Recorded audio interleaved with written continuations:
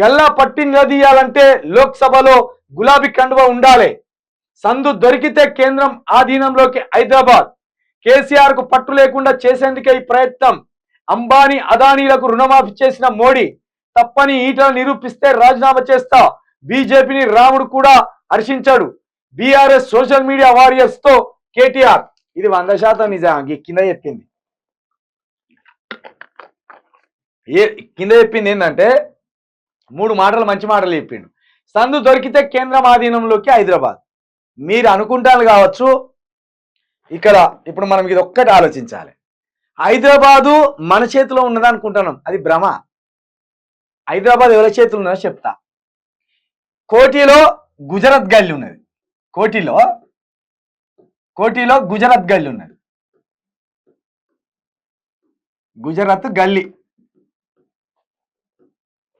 ఇక్కడ వ్యాపారం మొత్తం ఈ గుజరాత్ వాళ్ళ చేతుల్లోనే ఉంటుంది.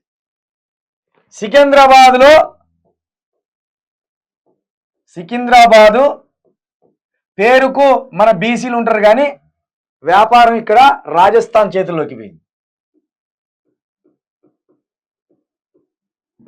గోషామాల్ ఉన్నది. గోషామాల్లో పేరుకు హిందువులు ముస్లింలు ఇద్దరు ఉంటారు, కానీ గోషామాల్లో ఎవరి చేతిలో అయిపోయింది? అక్కడ మార్వాడి చేతిలో అయిపోయింది.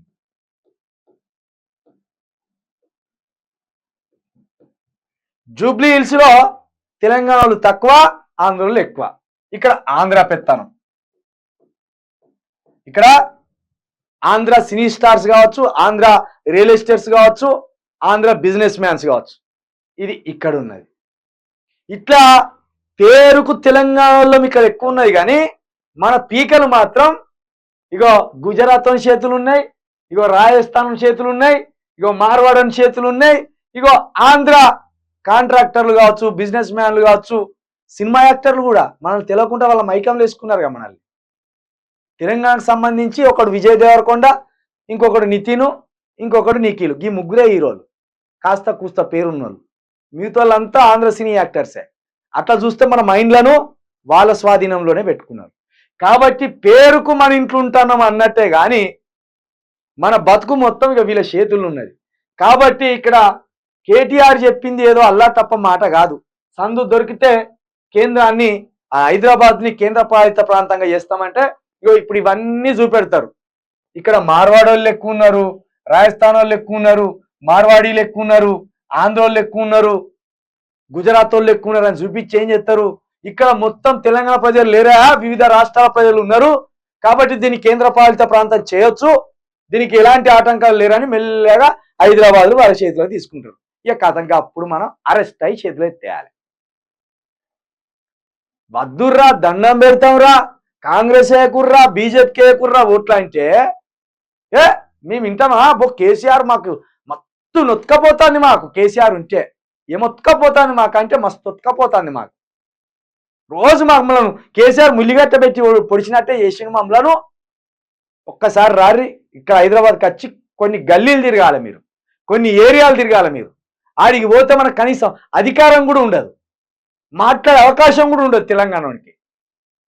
ఏమన్నా అంటే పాత బస్తీని చూపెడతారు. ఇక పాత బస్తీ చూపించి ముస్లింలు మనకు శత్రువులే. ముస్లిం వాడు ఎవడెవర్రా? ఇక్కడ పాత బస్తీలో ఉన్న ముస్లిం వాడు ఎవడు? మన తెలంగాణోడు కాదు వాడు. వీడు శత్రువు అయిపోయిందా? పాత బస్తీలో ఉన్న తెలంగాణకు సంబంధించిన ముస్లిం శత్రువు అయిపోతాడు. ఎవడో వచ్చి గుజరాత్ గల్లీ అని పెట్టుకొని వ్యాపారం చేస్తా అంటే వాడు మనోడు అనుకుంటారు. ఎవడు గుజరాత్ వాడు? ఎవడు ఈ రాజస్థానోడు? ఎవడు ఈ మార్వాడోడు? ఎవడు ఈ ఆంధ్రోడు? మనోళ్ళు కానోళ్ళు అందరినీ మనోళ్ళు అనుకోవడము. పాత బస్తీలో మన కోసం, మన తెలంగాణ కోసం ఉన్నోళ్ళు మాత్రం పరాయోళ్ళు అయిందా?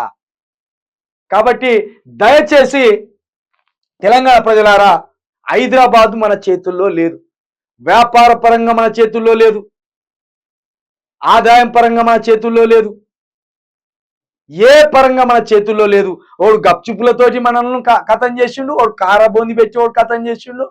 ఇప్పుడు ఒకడు మెల్లగా జై శ్రీరామ్ అనుకుంటా వాడు మెల్లగా వస్తాడు మన దగ్గరికి. ఈ జై శ్రీరామ్ అనేది ఓ 40 సంవత్సరాల క్రితం, 50 సంవత్సరాల క్రితం తెలంగాణలో ఉండేనా? ఇది మన ఊర్లలో ఏ గుళ్ళు ఉంటాయి? శివాలయాలు ఉంటాయి. సరే, రాముని మొక్కితే మొక్కని కాదంటలేము. రాముని మొక్కినంత మాత్రం రాముని పేరుతో రాయకేం చేయాలా ఇక్కడ? శివుణ్ణి మొక్కితే శివుని పేరుతో రాయకేం చేయాలా ఇక్కడ? అల్లాని మొక్కితే అల్లాతో రాయకేం చేయాలా ఇక్కడ? గీదా. కాబట్టి హైదరాబాద్ అనేది మన చేతుల్లో లేదు. ఆల్రెడీ వివిధ వర్గాల చేతుల్లోకి పోయింది. ధనమున్నోంది అని అర్థం. ఎప్పుడైనా బాగా గుర్తుపెట్టుకోరు. మనము ఆంధ్ర నాయకులను ఇక్కడి నుంచి వెళ్ళగొట్టడానికి ఎన్ని తిప్పలు పడ్డాం. 1400-1300 మంది చచ్చిపోయేదాకా వచ్చింది మనం.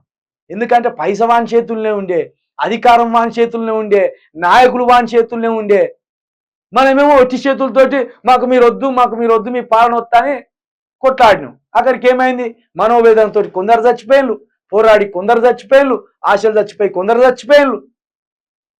ఆదాయం లేదా మన దగ్గర, అధికారం లేదా, కొడదామంటే బలం లేదా. 194 మంది ఎమ్మెల్యేలు ఆ రోజు వాళ్ళకే ఉండే, 119 మందే మనకు ఉండే. వాళ్ళతో మన మీద గెలుస్తాం. ఈ 119 మందిలో మళ్ళీ మనకో దొంగలు ఉండే ఈడ. ఈ 119 మందిలో మన దొంగలు ఉండే ఈడ. ఆ రోజు కాంగ్రెస్ అధికారం ఉండే కదా, ఆ దొంగలు ఒక్కడు కొట్లాడే తెలంగాణ కాంగ్రెస్ లో ఉన్న ఎమ్మెల్యేలు కానీ ఎంపీలు కానీ. మళ్ళా కొట్లాడింది ఎవరు? మన కోసం నిలబడ్డ 6-7 కొట్లాడింది. గా 6 వాళ్ళ మెడలు వంచి తెలంగాణ తెప్పించింది. కాబట్టి అధికారం మనం ఇప్పుడు కోల్పోయినాం. మళ్ళా డబ్బు మన చేతిలో మళ్ళా లేదు. మళ్ళా మన ప్రాణాలు పోగొట్టుకునే రోజు రావద్దంటే దయచేసి హైదరాబాద్ స్థిరంగా మనది. ఇది హైదరాబాద్ మన గుండెకాయే. దాన్ని వదిలిపెట్టుకున్నామా మనం బతికి వృధా. ఇక మనం బ్రతికి వృధా. కాబట్టి ఇది ఖచ్చితంగా మనం అర్థం చేసుకోవాలి. ఇక హైదరాబాద్ చుట్టూ ఇంత ప్రమాదం ముంచి ఉన్నది. కాబట్టి దీన్ని అర్థం చేసుకోవాలి మనం.